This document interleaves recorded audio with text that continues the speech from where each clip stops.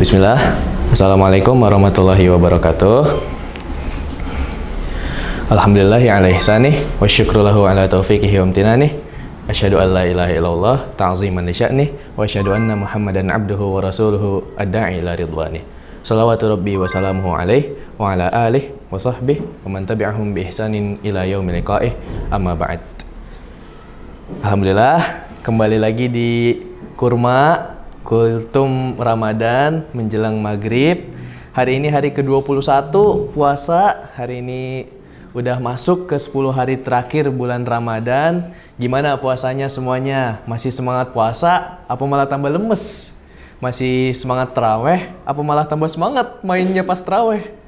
Apa mungkin kamu udah nggak mikirin puasa sama taraweh? Mikirinnya udah ke lebaran, beli baju baru, THR tahun ini dapat berapa?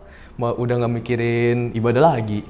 Tapi apapun yang kamu lakukan di 10 hari terakhir bulan Ramadan ini, semoga itu amal yang baik, semoga itu amal yang soleh, semoga itu diterima oleh Allah Subhanahu wa Ta'ala. Adik-adik sekalian, di hari ke-21 ini kita cerita aja nih. Ceritanya pada kesempatan ini itu tentang perang yang dilalui oleh kaum muslimin pada saat itu.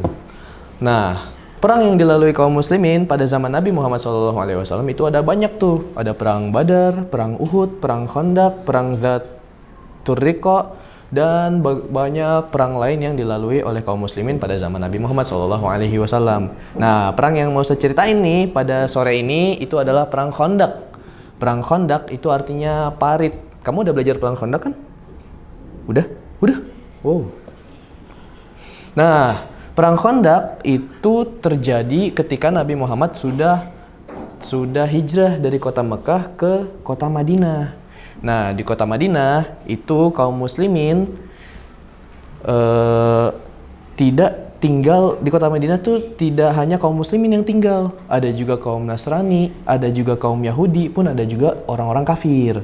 Nah, meskipun begitu, Nabi Muhammad sebagai pemimpin kaum muslimin pada saat itu berlaku adil kepada mereka semua. Kepada kaum muslimin pasti adil dan berlaku baik, kepada kaum Yahudi juga baik, kepada kaum Nasrani juga baik, pun kepada kafir Quraisy pun baik. Tapi, kaum Yahudi yang tinggal di kota Madinah pada saat itu tetap membenci Nabi, tetap membenci orang Islam, tetap membenci ajaran yang dibawa oleh Nabi Muhammad SAW. Pada akhirnya, mereka Yahudi yang ada di kota Madinah membuat sebuah rencana untuk membinasakan kaum muslimin dalam sekali serangan. Apa yang mereka lakukan? Mereka keluar dari kota Madinah. Mereka mencari pasukan, mencari orang-orang yang sama-sama gak suka sama dakwahnya Nabi Muhammad SAW. Mereka pergi ke kabilah yang namanya kabilah Ghatafan. Mereka datangi kabilah Ghatafan dan mereka ajak untuk menyerang kaum muslimin. Mereka pergi ke Mekah. Mereka temui kaum kafir Quraisy dan mereka ajak mereka untuk menyerang kaum muslimin secara bersamaan. Lantas orang-orang yang diajak oleh Yahudi Madinah ini ternyata semuanya setuju, dan berkumpullah pasukan gabungan ini berkumpul untuk menyerang kota Madinah pada saat itu, untuk menghabisi kaum muslimin pada saat itu, untuk menghabisi umat Islam pada saat itu dengan sekali serangan. Jumlah pasukan gabungan ini mencapai 10.000 personel dengan senjata super lengkap, perbekalan yang banyak, onta-onta dan kuda perang yang sangat bagus kualitasnya. Semuanya berkumpul dan akan menyerang kaum muslimin yang ada di kota Madinah. Nah, apa yang dilakukan kaum muslimin di kota Madinah? Ternyata kaum muslimin itu tidak tinggal diam. Mendengar hal-hal ini, jauh sebelum terkumpulnya 10.000 pasukan ini, Nabi Muhammad SAW sudah mengumpulkan para sahabatnya, sudah mengadakan rapat perang. Ahli-ahli perang dipanggil, komandan-komandan perang terdahulu diajak, semua para sahabat yang berpengalaman diikutkan dalam rapat tersebut, dan mereka mencari solusi bagaimana mereka bisa bertahan melawan 10.000 pasukan gabungan ini. Nah, ketika rapat tersebut diadakan, ada salah seorang sahabat yang dia ini bukan orang Arab nih. Dia ini orang Persia. Nah, sahabat ini namanya Salman Al-Farisi. Karena Salman bukan orang Persia, dia adat kebudayaannya itu berbeda nih, berbeda sama orang Arab nih. Pun cara dia berperang itu beda dengan orang Arab. Maka Salman berkata nih ketika rapat tersebut berlangsung, "Wahai Rasulullah, kami orang Persia ketika berperang itu kami ketika dikepung seperti keadaan saat ini itu kami membuat parit." Kamu tahu parit kan? Apa? Parit tuh ini nih, kayak kamu tahu got di depan rumahmu? Iya. Got, parit tuh kayak got, kayak lengkung gini. Iya, kayak itu, kayak gorong-gorong. Nah, kayak gorong-gorong tapi jauh lebih dalam, jauh lebih luas dan isinya air semua. Nah, itu parit tuh. Nah, itu yang diusulkan sama Salman Al-Farisi pada saat itu untuk bertahan melawan pasukan gabungan ini. Nah, akhirnya Nabi Muhammad SAW menyetujui ide tersebut dan melaksanakan ide tersebut. Ide yang belum pernah didengar oleh bangsa Arab pada saat itu, membuat parit untuk pertahanan mereka. Maka dimulailah proses penggalian parit, karena tadi parit adalah sebuah gorong-gorong, got yang lebar dan dalam. Maka kaum muslimin pun mulai mengambil cangkul-cangkul mereka, sekop-sekop mereka, alat-alat gali mereka, dan membuat parit di depan kota Madinah. Cangkul pertama dicangkul, dilemparkan ke belakang tanahnya. Sekop pertama disekop, dilemparkan tanah ke belakangnya.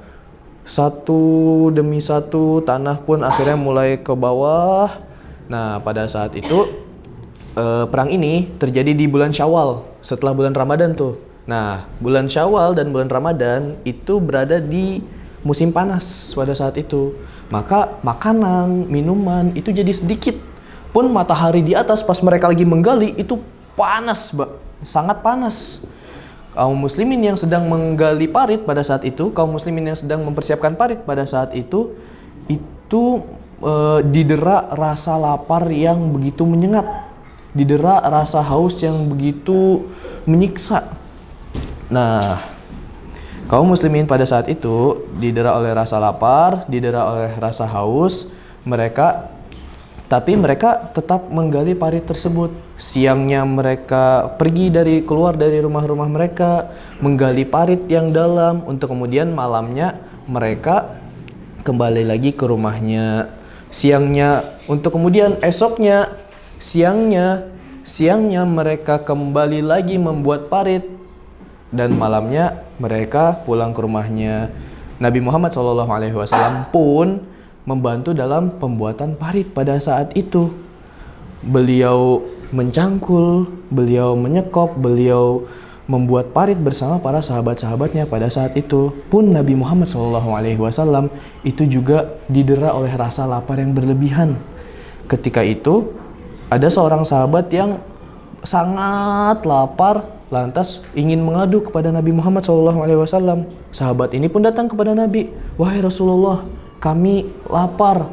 Tapi ketika melihat keadaan Nabi pada saat itu, ternyata Nabi itu telah mengikat 2 buah batu di perutnya agar rasa laparnya berkurang. Berarti Nabi SAW pun juga merasa sangat lapar, Nabi Muhammad pun juga merasa sangat haus. Tapi Nabi SAW menahan itu semua. Nabi SAW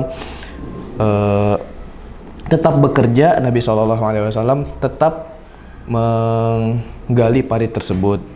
Nah, kemudian perang pun terjadi nih.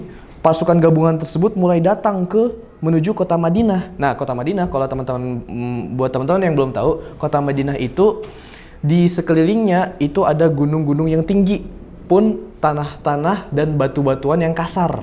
Jadi di barat, selatan, timur dan selatan itu semuanya batu, gunung dan juga itu kasar. Nah, yang mereka buat parit itu hanya ada di bagian utaranya aja.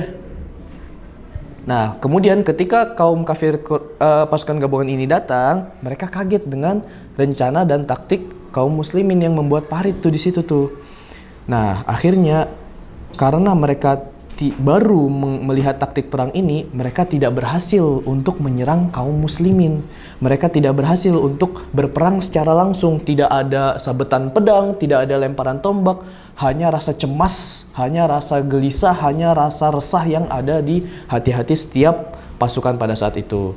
Nah, hari demi hari berlalu, minggu demi minggu berlalu, sampai 1 bulan lamanya peperangan ini terjadi, itu tidak ada adu pedang yang terjadi, tidak ada lempar tombak yang terjadi, hanya lemparan busur panah, lemparan busur panah. Ketika ada yang mendekat ke parit, dilempar busur panah oleh kaum muslimin.